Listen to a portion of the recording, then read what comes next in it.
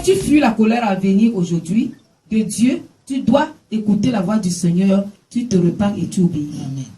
Oui. Verset 8. Produisez donc du fruit digne de la repentance et ne prétendez pas dire de vous-même, nous avons Abraham pour père. Produisez donc le fruit digne de la repentance. Le fruit digne de la repentance. Le problème aujourd'hui, c'est on se repent, mais on ne produit pas les fruits dignes. À un moment donné, quand les fruits dignes de la repentance ne sont pas comblés dans ton cœur rempli, alors tu te retrouves en train de rétrograder, de retourner dans le péché. Produisez donc les fruits dignes de la repentance. Non seulement les fruits, mais dignes. Donc les fruits qui qualifient la repentance. Les fruits qui confirment la repentance. Alléluia. Produisez donc les fruits. C'est le problème aujourd'hui avec nous, c'est produire donc les fruits dignes de la repentance. C'est ça qui fait problème entre nous et notre Dieu. Qui a dit qu'il est en colère contre l'humanité et qui va relâcher sa colère bientôt. Produisons donc les fruits dignes de la repentance. Ce sont ces fruits que nous devons produire.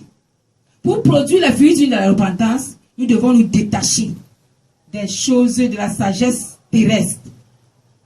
Nous devons nous détacher de la sagesse terrestre qui va nous conduire à aimer les choses terrestres. Les choses terrestres sont les instruments de travail. Ne sont pas des marques d'amour. Non. Ce sont les instruments de travail que tu peux utiliser. À un moment donné, tu pars, tu les laisses. Une autre personne continue à les utiliser. Ça vient pour l'utilisation. Ce n'est pas pour emporter après la mort. Alléluia. Aucun riche, on ne l'a jamais enterré avec sa voiture.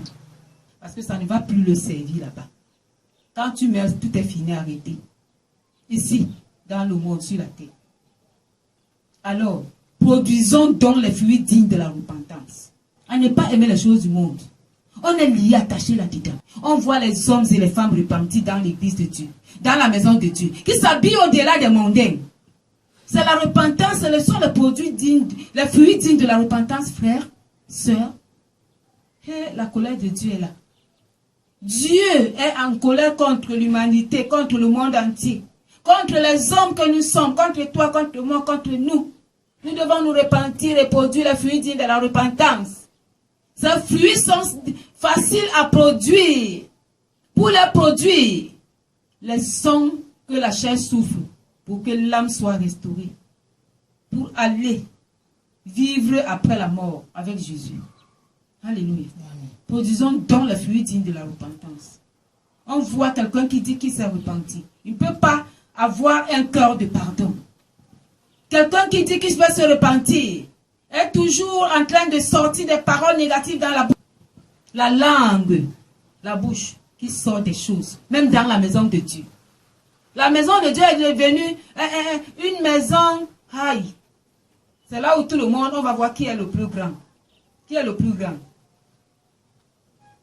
Quand l'instrument de Dieu est en train de prêcher, on voit les contestateurs derrière qui contestent sur la parole de Dieu. C'est ça qu'on appelle produit digne de la repentance, frères, sœurs. Repentons-nous. Dans la maison de Dieu, on voit les jeux,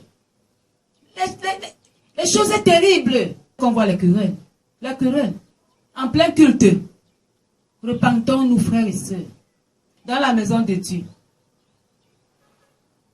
On voit les ripostes. Parce que le frère a dit ici, on riposte. Parce que même ceux-là qu'on croyait qu'ils étaient des anciens avec Dieu, le font partout. Où sont les produits dignes de la repentance? Les produits dignes de la repentance. Où se trouve la sagesse d'en haut, qui est modérée? La sagesse d'en haut, qui est humble? La sagesse d'en haut, qui est pure? Où se trouve sa sagesse dans notre vie? Béni soit le Seigneur. La repentance est notre partage. Nous devons nous repentir, nous repentir, nous repentir. Il y avait deux brigands à côté de Jésus. Il y avait un à droite et un à gauche. Il y avait un à la dernière minute. Il pouvait se repentir, mais il a refusé de se repentir. Nous écoutons la parole de Dieu. Car je vous déclare que de ces pierres-ci, Dieu peut susciter des enfants à Abraham. Déjà la cognée est mise à la racine des arbres. Je vous déclare que de ces pierres-ci, Dieu peut susciter des enfants à Abraham. Les pierres sont les qui? Les sous-hommes que le monde appelle sous-eau, que Dieu va prendre.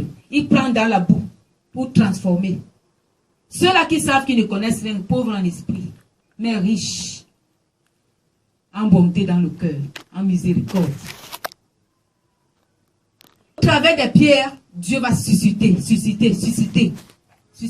les enfants d'Abraham. Il a dit, tes enfants seront comme le sable de la mer. Alléluia. Tu dois être dans le nombre de ceux-là, qui sont les pierres que Dieu suscite à Abraham comme fils et fille. Mais pour devenir cela, tu dois te repentir et produire les fruits dignes de la repentance. Moi, Jean, je vous baptise d'eau.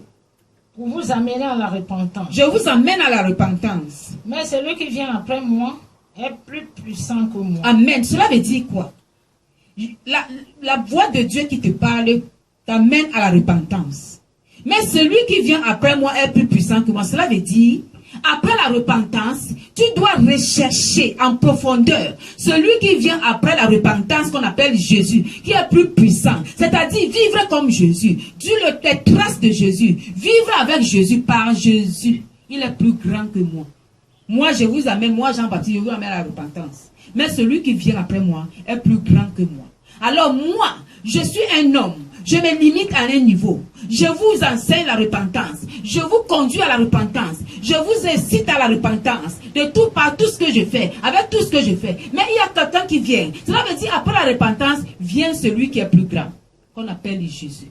Tu dois vivre les œuvres de Jésus. Tu dois vivre les actions de Jésus. Pour les vivre, ma soeur, mon frère, tu vas payer le prix. Tu payes le prix. Jésus a payé le prix. Tu vas également payer ce prix-là. Le prix de l'humiliation, tu payes. Le prix des rejets, tu payes. Le prix des moqueries, tu payeras le prix. Les prix.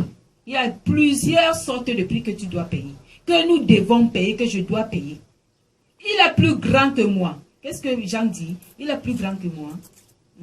Du Saint-Esprit. Jésus disait, du Saint-Esprit et du feu. Si tu as déjà le Saint-Esprit, c'est bon. Maintenant, sois baptisé du feu. Le feu, nous savons, ça brûle, ça fait mal. Quand il va te baptiser, ça doit automatiquement te brûler. C'est-à-dire, il va t'introduire dans un carnaval du brisement. Jésus te baptise du feu.